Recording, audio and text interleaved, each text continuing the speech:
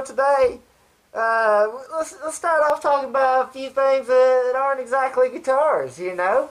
I mean, there's other stuff to talk about.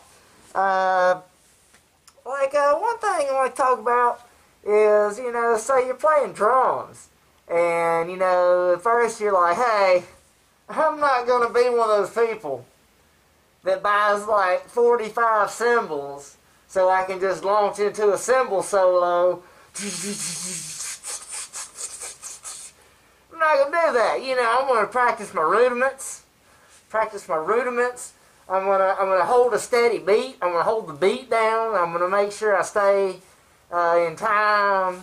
I'm gonna do tasteful fills and all that good stuff. But I don't need to buy like 47 cymbals. But what do? You don't buy 47 cymbals at once usually.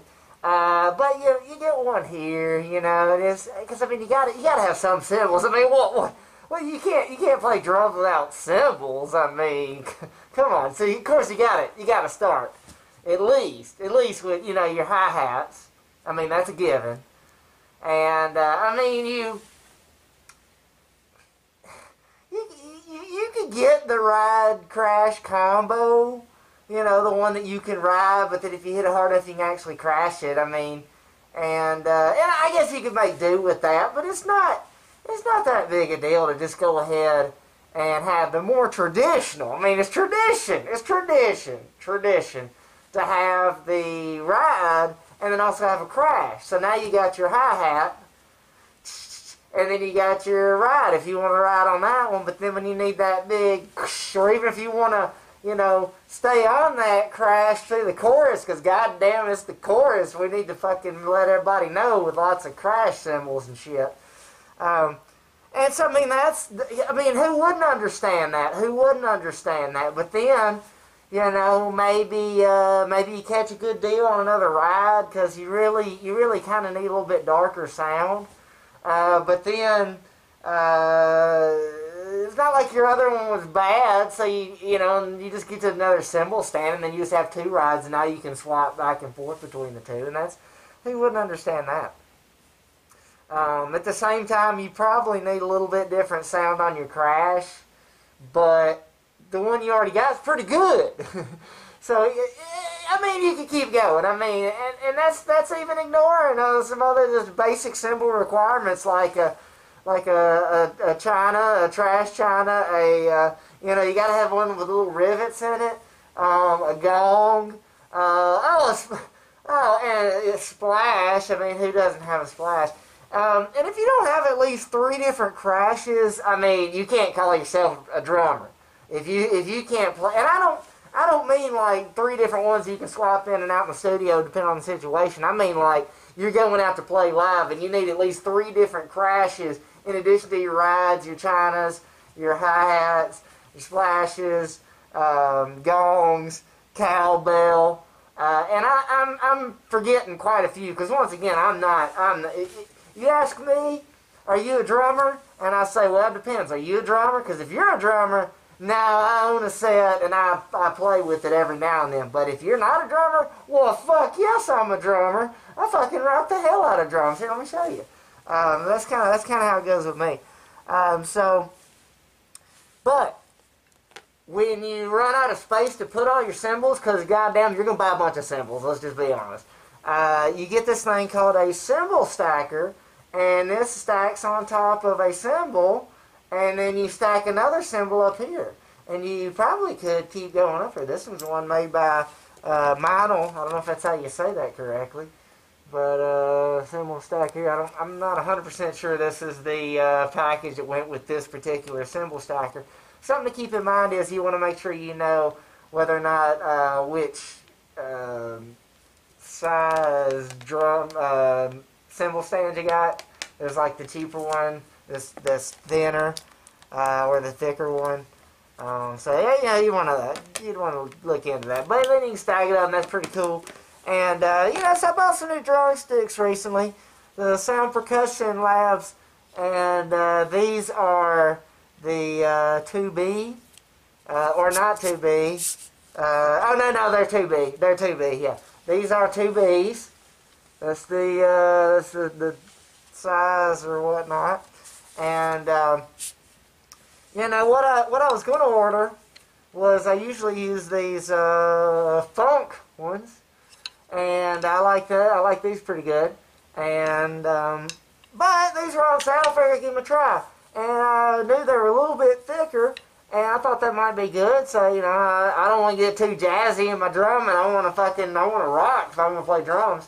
And so, figured I'd try them out, and I haven't tried this pair out, but I bought three. I bought three pairs. They're on sale, you know, I figured, you know, get some more, so I already tried out. And they felt alright at first until I went back and tried these again, and then these felt like fucking tree trunks. I hadn't played drums in a while, so I just started off, I was like, yeah, whatever, these are drumsticks, like I know of anything. Then I tried my normal ones. I was like, okay, wait, that feels a little more natural. And I was like, holy shit, these are fucking huge. And I'm sure they'll be good. I'm sure I'll get used to it. That's great and all. But I think what I'm going to do is I think I'm going to like make my own drumsticks.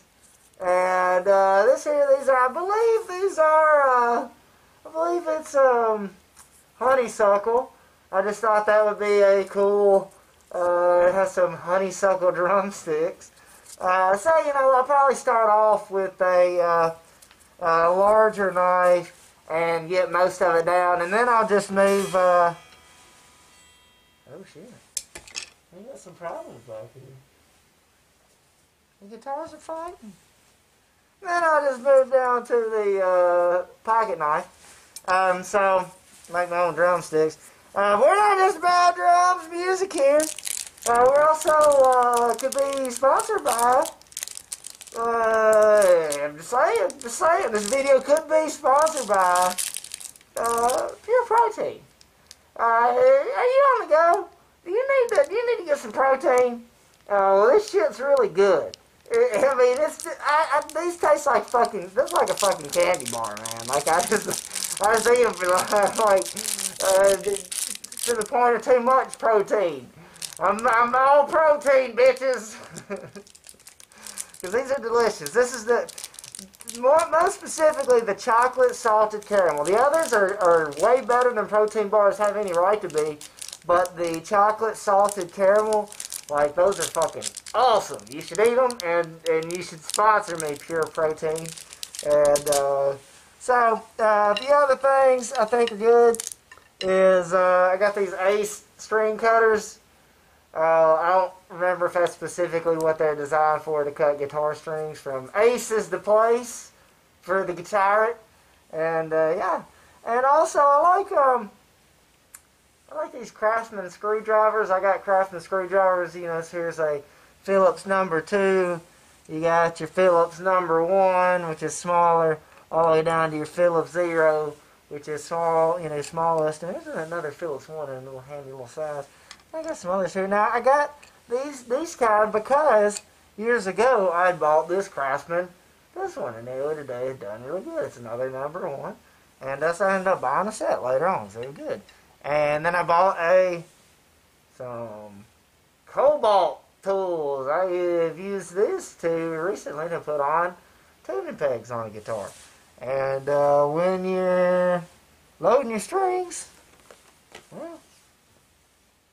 well, I had a string winder, but you can never find one when you need it. Oh, am I right, guitar players? Am I right? We got how many string winders? Oh, wait, there it is. I can find it because I'm not actually changing a string right now, so, but when you need one, you can't ever find it. You can't ever find it when you need it. Speaking of not being able to find it when you need it, I just went ahead and bought a big bag of these Jim Dunlop picks, and whenever you pull them out, let's get a fresh one out of here, because that's what's great about it. So many in here, you just get you a new one all the time. You're like, oh yeah, and then you just throw it. You just throw it at your fans. It comes out all kind of gray. And it's got like this kind of powdery and stuff. And then you play for a little while. It looks like this. And you just kind of drop them all over the floor. And they're everywhere. But that's the point. That's the point. Because, you know, you got one that went straight to the floor. But that's this ought to last this many picks. I think it may have been 6 dozen. I can't remember for sure.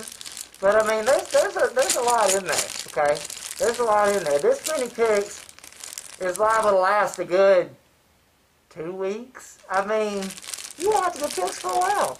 Like probably 2 weeks. Well, here's one. So that's a good one. You know, they get to be more of a black. Now, when it comes to picks, you can have thinner picks. Like, say, this Rogue pick that came with the Rogue Rocketeer guitar, and it's a nice little looking pick. That sure does look good, doesn't it? And it's more of a medium to thin thickness, probably medium. And then, but I like to use thicker picks more often. And now, picks can be all different sizes, made out of all different material, and I could show you a bunch of different examples, but there's so many different kinds it'd be kind of pointless.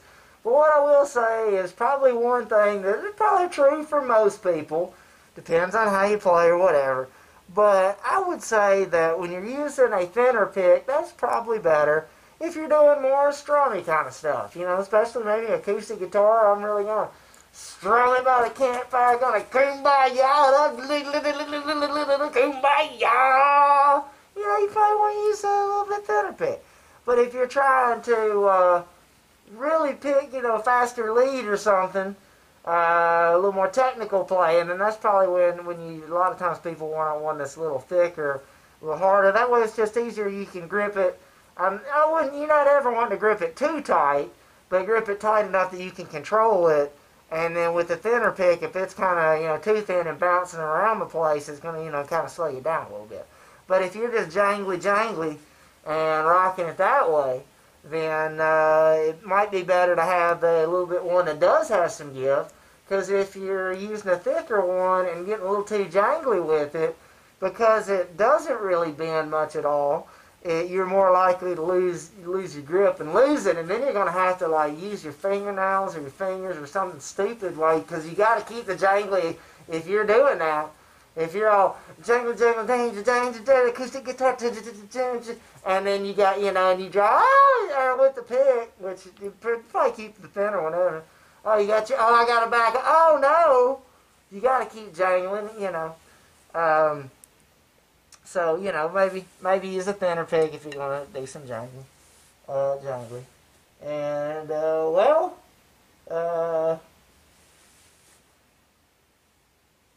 I guess I'm going to get to carving.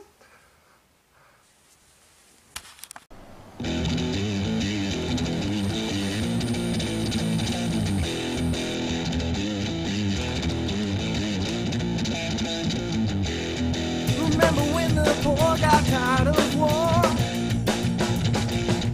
They told the leaders, hey, we won't take anymore. But people with power don't want to give it up. Now they get in the ring and fuck each other up. Load up the hood of a car, let's go watch stars and stars. What the hell do people used to do for fun?